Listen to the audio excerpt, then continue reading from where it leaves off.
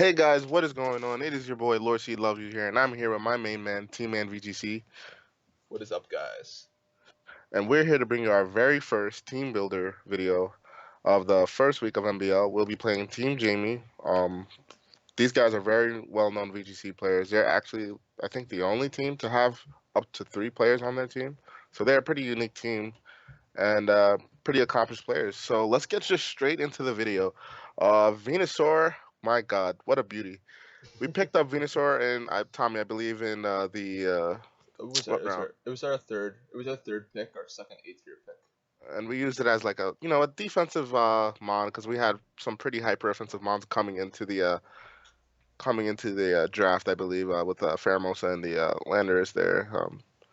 Venusaur, we need a little bulk there, and the set that we'll be using against that Team JB is Sludge Bomb, Grassy Pledge, and Sleep Pattern Protect. I think it's a pretty solid duo with Blastoise have carrying the Water Pledge. Tommy, would you like to elaborate on that a little bit? Yeah, so looking at Team Jamie's team, one of the biggest threats is the Tyranitar and Excadrill combo. Since if Excadrill has its way with our team, it hits the Darmanitan, the Metagross, the Heliolisk, and the Ninetales like super duper hard. So if we can reduce speed by using Pledge to do that, I think we'll be able to handle the Excadrill a lot easier. And it's the main reason why we're running Sleep Powder on the Venusaur is just to have more outs against things that we normally wouldn't have. Sleep Powder will win more games, I think, than something like Leech Seed would, because it can bring us back from a game that we're already losing. So Yes, or put us ahead as well. Um, we also have the icy win on the Blastoise if we can't get off the pledge and we want to get some speed control down. So that was pretty cool. The Darmanitan though, Choice Scarf Darmanitan, pretty standard set. With the Flare Boots, U-turn, Superpower, Earthquake, 252 to 52. We just wanted a strong hitting Pokemon combined with Ninetales in the drought. I mean, shoot, Darmanitan is hitting everything hard. No matter what it is, it's getting hit. Uh, that's about it for those two. I mean, Ninetales is. I like the set that Tommy actually invented with Baby Doll Eyes and Sunny Day Overheat. I know Tommy had I remember you saying the reason why you wanted to run Sunny Day is if shoot, it's not coming to me. okay, so with Ninetales running Sunny Day, if we ever get into a situation where Tyranitar is in a bad spot where it has to be sacrificed, but maybe we have to keep Ninetales on the field, Hmm. then we just get a Sunny Day off.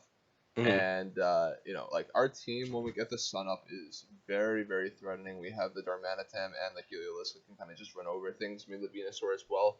If we Hmm. don't Mega Evolve it early on. So the main reason for Baby Doll Eyes though is because like I said, the most threatening part of their team is the Excadrill and the Tyranitar. So Hmm. the way they can kind of get around that get around our sun is by taking out Ninetales. So if we're not in the situation to switch out Ninetales, we can at least go for Baby Doll Eyes and keep Ninetales on the field longer.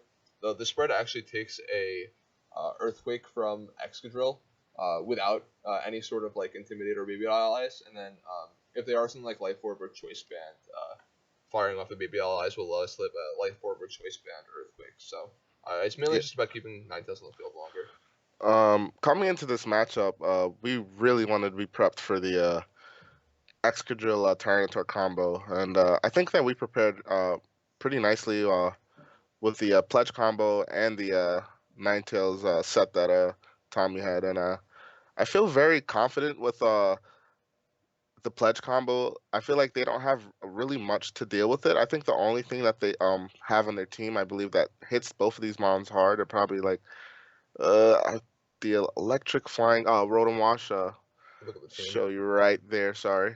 Yeah, I got the little. Let me make it No worries, no worries. make it a little bigger. Yeah, so looking at their team, I feel like the only thing that does well against that duo is the Rotom fan here, the Victini, depending on what set they run. I mean, Victini's a very unique mon, being able to get Bolt Strike, Recreate, and I think it has a strong Psychic Stab as well, but correct me if I'm wrong. I think it's just Zen Headbutt, but like you were mentioning when we were team building, they always have the option to go for something like a Z move on the Victini, maybe a Yeah, Shattered Psyche. yeah. So Yeah, and Porygon Z, Porygon Z is able to have a Breaknet Blix, very strong Pokemon. And yeah, we really prepped. I think we prepped exceptionally well for the Exeggutor Tyranitar combo, and I think Blastoids and Yeah. Venus should do fine. And in the back, we have the last two Pokemon is Pheromosa and uh, Heliolisk. And our Heliolisk set is pretty funny. We have the Thunderbolt Electrify, We're actually running and Titanium Z. you know, yeah, the Titanium Z and Focus Blast. Pretty nothing, no unique EV spread for that. Just the 252. Heliolisk is just meant to just legit hit hard like a truck. With the Fighting Z, Focus Blast, so I think that will do enough to anything on their team. Extra Drill. This will only pertain to pretty much Extra Drill and Tyranitar And and Porygon Heliolisk Z is. too. Oh yeah, Porygon Z as well. So Heliolisk is a pretty neat mon, and Pheromosa the God. A pretty standard set, but we have a unique little tech with double kick. So double kick is pretty interesting. If they decide to run Focus Sash on Excadrill or Tyranitar, whatever the case may be, we'll be able to knock out both of them. Okay, yeah, like both of them through the focus sash. I think that the only thing that like they can live the double kick from the Tyranitar is like a really bulky Chople Berry set, since it takes a lot of damage from the second hit of double kick. It just depends on how bulky they are to take the first hit. Hmm. Oh, I also forgot the Landorus and the Metagross. Sorry, guys. Metagross. I said the last two Pokemon, but these are officially the last two Pokemon. The Landorus and the Metagross. I love this Metagross set. I mean, guys, I cannot stress this enough. Tommy is like legit the king of team building. He's one of the smartest players I've ever put myself around. And while he created basically this whole team, he was explaining to me like why such and such works, and I was listening and shoot, Shuckaberry Metagross is actually really good and against their team, barring like shoot. Let's look at their team again. Yeah. Um. Barring Hold on, let me get a spig. yeah, I believe barring the Excadrill. like okay, so like with a Metagross, like the only thing that really threatens it too hard is like the Victini and then the Tyranitar, since we have the Shuckleberry, and Mhm, the whole like big reason why we're running Shuckleberry is because like we can actually shrug out hits from the T-Tar pretty well, since let me just double check which side the Metagross is on. Yeah, it's opposite on the side from the Landorus, mhm, and at -1, the spread on the Metagross can take two crunches from the Tyranitar. And then, of course, with the Shaka Berry, we can take anything from the Excadrill, including a Tectonic Rage. I caught for that too. We take that pretty well with the Shaka Berry. So being able to live those hits and get Hammer Arm KOs on both of those monsters is very huge. And mhm. I think it's just a matter of taking out the big TNE, and if we're able to do that, then Metagross should be able to like do its thing. Yeah, and last but not least, the king of VGC 15, my boy Landers. Pretty unique EV spread and pretty standard move set. I believe the spread lives Ice Beam from Porygon Z 100% of the time. Breaking. It's almost 100%. It's like they can knock this out on like a max roll. I needed to save a few points in speed and attack. I think the attack investment was something for a specific X control, and then the speed is 244, which is one speed faster than max speed T-Tar. Hmm. And yeah, pretty bulky set. We also have some speed control on there for another speed control option with Rock Tomb and yeah, I mean Landorus is just a beautiful Pokemon. I think he'll do exceptionally well if we decide to bring it in set against the Jamies, depending on what they decide to bring.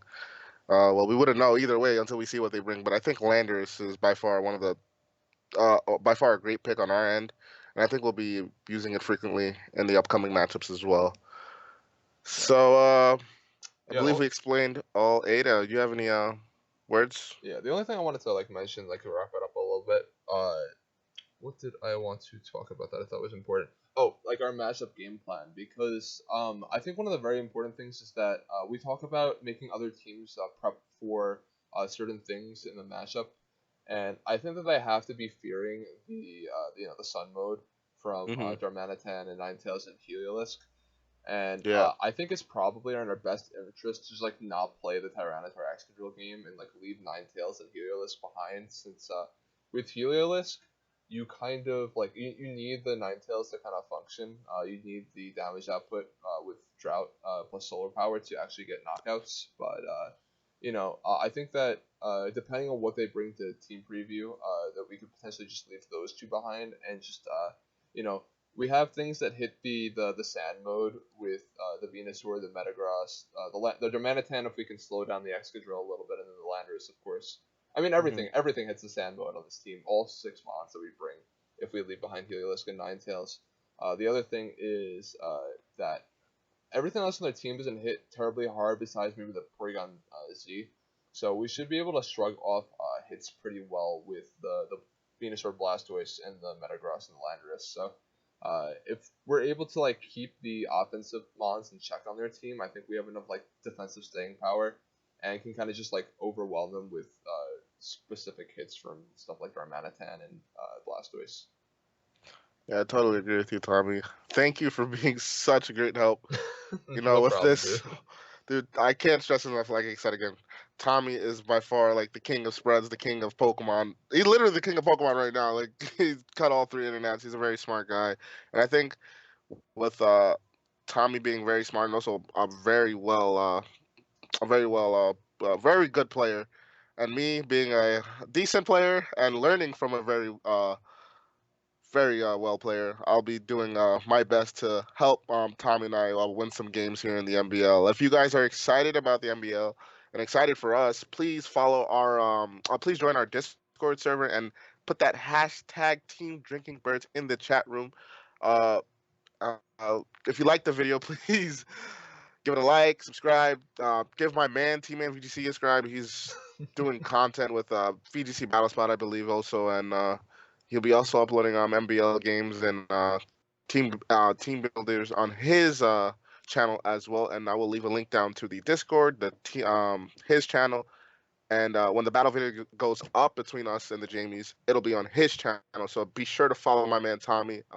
That's about it. It was a well done team builder explanation on Tommy's end. I'm so sorry, guys. I'm so bad at making spreads. Hopefully, in the next video, I'll get a little bit better. But thank you, Team Man, and thank you, guys, for watching. Tommy? That's it for me. Thank you very much, guys, and hope we can impress you guys this week. Yes. Bye.